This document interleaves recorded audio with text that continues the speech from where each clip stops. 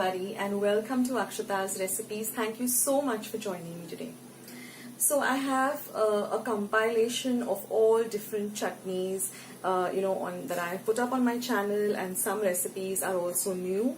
So today I'm going to be sharing with you different types of chutneys. Some are dry chutneys, some are wet chutneys, some have got kairi or raw mango, and some are very traditional recipes which I've learned from my mother-in-law, which have been passed down from generation to generation. So I've compiled all of these recipes together today, and I'm going to be showing you some very lovely, there's something called thetsa also, which I'm going to be making in a different way using some raw mango. So you will see, and some recipes are very simple, but I had a request from many people to show different types of chutneys, so I just compiled this whole video together, so you'll see all different types of chutneys. And if you know some of the recipes, or if you've seen them in my past videos, then you can just go a little bit ahead of the video and go to the recipes that you haven't seen yet. So let's just jump straight ahead into today's lovely chutney recipes. So friends, let's start with today's lovely chutney recipes. Now the first recipe is a garlic chutney, which is also called as Lasun thikhat. Now here I've taken a cup and a half of dry coconut, also called cobra, and about some 10 to 12 cloves of garlic, about a teaspoon of chili powder and salt to taste. So you can adjust the chili powder as per your taste. And this is what the vati of the dry coconut looks like. We've just grated it using a normal cheese grater. Now I'm going to just roast this coconut lightly. I've not added any oil, and then it looks like this. I'm going to add all the other ingredients and just grind it to a powder. The next one is a special chutney that I make for pav bhaji. Now here I've taken about 10 red chilies, soaked them in hot water for about 2 hours, de-seeded them, and then I've added about 10 to 12 cloves of garlic, made a fine paste. Now besides that, I require about a cup full of coriander and about the juice of 1 lime, 1 teaspoon of cumin powder, and 1 tablespoon of coriander or dhania powder. Now I'm just going to fry this red chili and garlic paste very well till the rawness of the garlic goes away. I've taken about a tablespoon of oil. Then I'm just going to add the coriander powder, the cumin powder. I'm going to add a little bit of water, say about 1/4 cup of water, and just fry this till it looks like this. And then I'm going to put some coriander, turn off the flame, and add some lemon juice. And this is ready. This goes very well with pav bhaji. Now the next chutney is an onion and peanut chutney, which goes very well with parathas, with theplas, parathas, bhakris. Now there's 1 onion, there's some jaggery or ghul to taste, some salt to taste, red chili powder to taste, about 1/4 cup of peanut powder, and half the size of a lime or tamarind which has been de-seeded. So I'm just going to add the onion, the ghul or the jaggery, the salt, the chili powder, and the peanut powder, as well as this tamarind. And we are going to grind this to a paste. Now no water has been added to this chutney, and this goes very well with bhakri. Now I have a recipe for bhakri. You can check it out on my channel. The next one is a special red chutney. Here I've taken half a medium-sized onion, about 2 dried red chilies, 4 cloves of garlic, 1 large tomato, and a teaspoon of cumin seeds.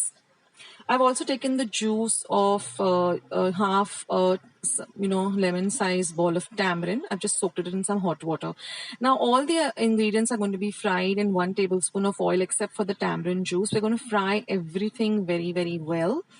Now this chutney goes very well with appes, with appams, with dosa, with uttapams, with idlis. So it's a very versatile chutney. Now after adding the tomatoes, I'm going to fry the tomatoes also very well, and then I'm going to cover this and cook till the tomatoes are nice and mushy. Then I'm going to cool this to room temperature and then grind it to a paste, adding the juice of the tamarind.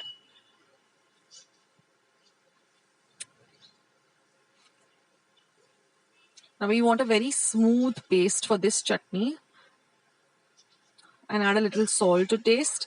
And we're going to grind this to a very, very fine paste like this.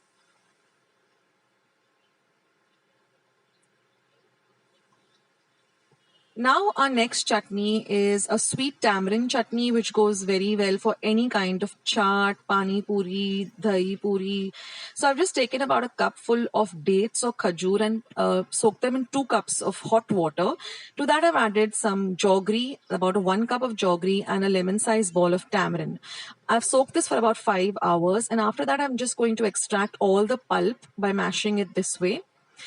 So you get this thick pulp. Now I'm going to add this to a pan and I'm going to bring it to a gentle boil. I'm going to add some chili powder to taste, about a teaspoon or so, about a tablespoon of coriander powder, a teaspoon of cumin powder, and some salt. And we're going to stir all of this together and bring this to a gentle boil for about 10 to 15 minutes till it thickens up. Now this can be stored in in your refrigerator for about 2 weeks in an airtight container, and you can use it for any chaat. Now I'm going to be making a raw mango and coconut chutney. So here I have a cup full of fresh coconut. This is my raw mango grated. I've taken a raw mango, peeled it and grated it. This is about a cup full of coriander, 2 green chilies, some grated ginger and 2 cloves of garlic, 1 inch of ginger, some salt and some sugar to taste, and a little bit of water. So I'm going to put all of these ingredients into my mixer pot and grind it to a smooth paste like this. Now, the same thing can be done for a simple regular coconut chutney, just skip the mango.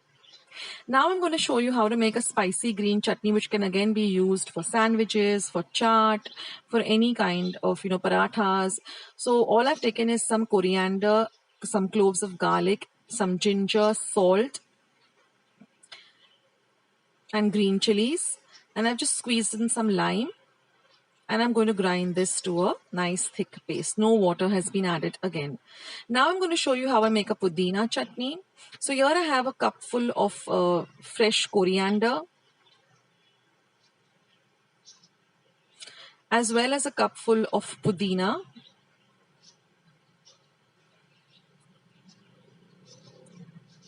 Then I also have some green chilies to taste, about 2 or 3 light green chilies, 1 inch of ginger grated, and I have 1 teaspoon each of coriander powder and cumin powder, some salt to taste. I'm just going to add all of this to my mixer pot and grind it to a paste like this. Now I also, you can make a dahi pudina chutney. All you have to do is just add dahi to this same recipe and you get this beautiful dahi pudina chutney, which is also really refreshing and goes well with almost anything. Now I'm going to show you how I make a green chili and raw mango chutney, which is also called a thetsa. Now here I have a paste of 10 cloves of garlic and about 10 light green chilies. This is 1 raw mango peeled and grated, half a cup of peanut powder and salt. So I've taken about a tablespoon of oil in my pan and I'm going to add this paste of green chilies and garlic, fry it really well till the rawness of all of this goes away. Then I'm going to add my raw mango and my peanut powder, and I'm going to fry this for about 2 to 3 minutes, adding a little salt to taste. And we're going to fry this very well, and then you get this lovely chutney which goes very well with bhakris. I hope you like today's chutney series of all different types of chutneys, and I hope you'll give them a try. They can be used, with different things. Like some can be had with varan, some can be had with idli, dosa, uttapam.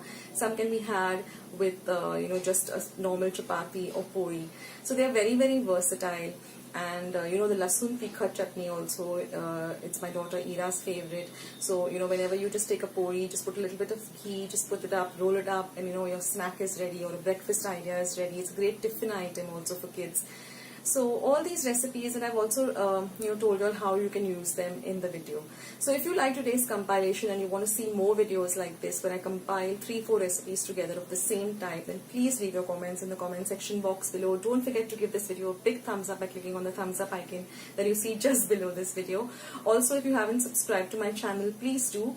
and hit the red subscribe button that you see just somewhere below this video. Once you have subscribed, a small little bell will show up. Click that bell, guys, because that way whenever I put up a video, you'll get a message for the same.